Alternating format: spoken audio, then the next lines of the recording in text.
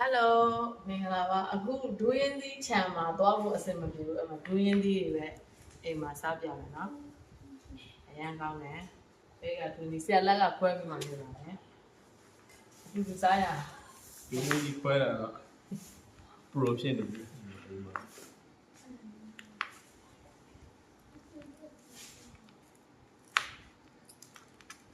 ဘေးရဲ့ထုံးတန်းတလေးပေါ့နော်အဲ့လိုဒူးရင်သီးတွေကိုအဲ့လိုမျိုးတွေဝင်းသီးပေါ်ချိန်လားဆိုလို့ရှိရင်အဲ့လိုမိသားစုတွေဝိုင်းဖွဲ့စားကြတယ်မိသားစုတွေစီစီလုံးလုံးပေါ့နော်လူရဲရဲပေါ့နော်အဲ့လိုစားကြတယ်အဲ့ဒါဘေးရဲ့ချစ်စရာ ဒီရလေးတိတ်နေတာဟုတ်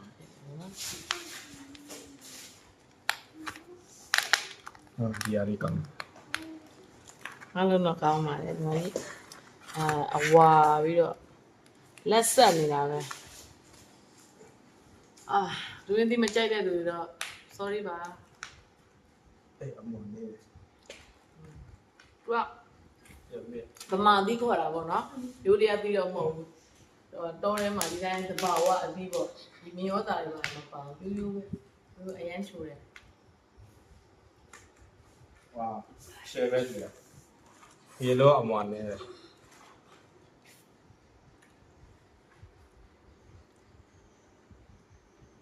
စိတ်နေရှယ်ပဲ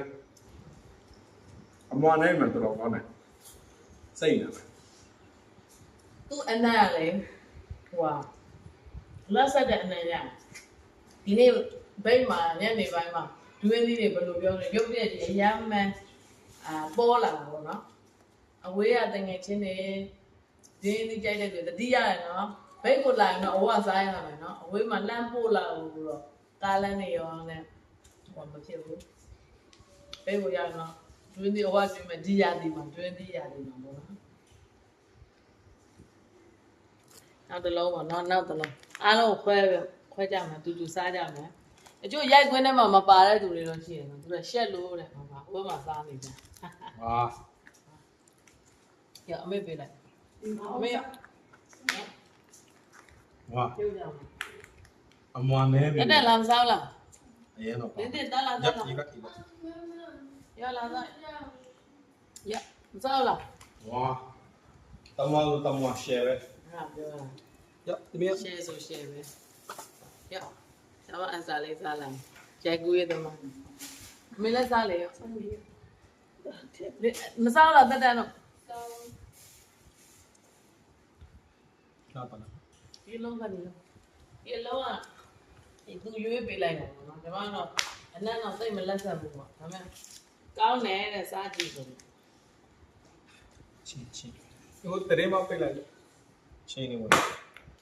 ဒူးရင်သီးစားရတာလည်းလေဟိုကန်ဆန်းမဲလို့ပဲပေါ့နော်ဒူးရင်သီးစားနေတာဖွင့်ပြချက်တွေရတာဒါတလေးမှအပေါ်ရန်ကြည့်လို့မရဘူးအတွင်းနဲ့ရတယ်ပေါ်ရန်ကြည့်ပြီးသုံးဖြတ်လို့မရဘူးအတွင်းနဲ့ကိုကြည့်ပြီးမှသုံးဖြတ်ရတယ်ဝါဒီအသီးကိုကျွန်မကောင်းနိုင်မယ်မထင်ထားဘူးအမှကောင်းတယ်သူကတော့အရက်မအီဘူးပေါ့နော်66လေးမိုက်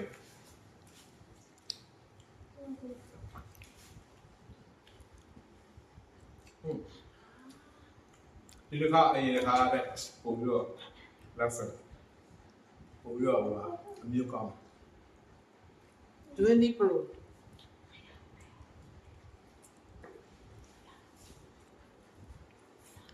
20ကိုခြံထဲမှာသွားစားပြချင်တယ်ဒါပေမဲ့သွားဖို့လမ်းနေအစင်မပြေတော့အခုကခြံထဲကအပြီးတော့မဟုတ်ဘူးเนาะဝယ်တာပေါ့20စားရင်ဒီနေ့ကျန်နဲ့ရောပြီးတော့စားဖို့ကောင်းတယ်ဘာလို့လဲဆိုတော့ပို့ပြီးတော့အရသာရှိတယ်ပို့ပြီးလည်းနည်းနည်းစားမယ်ဒီ20တစ်လုံး9000ပဲသူကဘယ်လိုဟို9000ပဲ9000ဘယ်မှာဒါဈေးကြီးနေသေးတယ်နောက်ဆိုတီးတဲ့ဈေးချိုသေးတယ်2500ပဲဒီဈေးကြတယ်ရန်ကုန်မှာဆို3000ပါ9000ပဲဒီ20အဲ့လိုအရတာ20ကြော်ညာရောင်းတာတော့မဟုတ်ဘူးเนาะမရောင်းပါဘူးဒီမှာကျတော့ပိတ်ပြီးပေါ့နော်ပိတ်ပြီးမှာအထက်အသားရတာဒီကအပါရဒီမှာကကျတော့ အဖြူဘက်အနုဘက်ကိုသွားတာပေါ့နော်ဒီသူ့အရသာကျတော့နည်းနည်းဤတယ်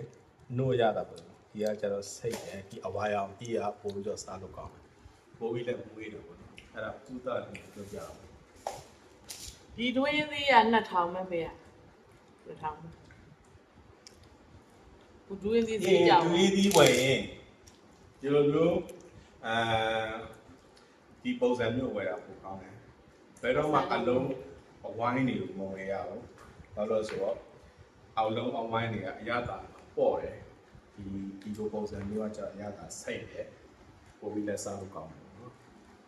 ဒီရရှိဝတ်ချက်ဒီမှာဝယ်လာတာအများသောအားဖြင့်ဒီပုံစံလေးအချော်လေးပေါ့နော်ဘေးခေါ်တော့မိချောင်းကောင်းပြီးတဲ့ဟုတ်လားမိချောင်းကောင်းပြီးလို့ခေါ်တယ်မိချောင်းကောင်းပုံစံမျိုးပေါ့နော်ဒီလိုပုံစံမျိုးရွေးဝယ်ကြပါနော် တွင်းသေးစားနေနေလေ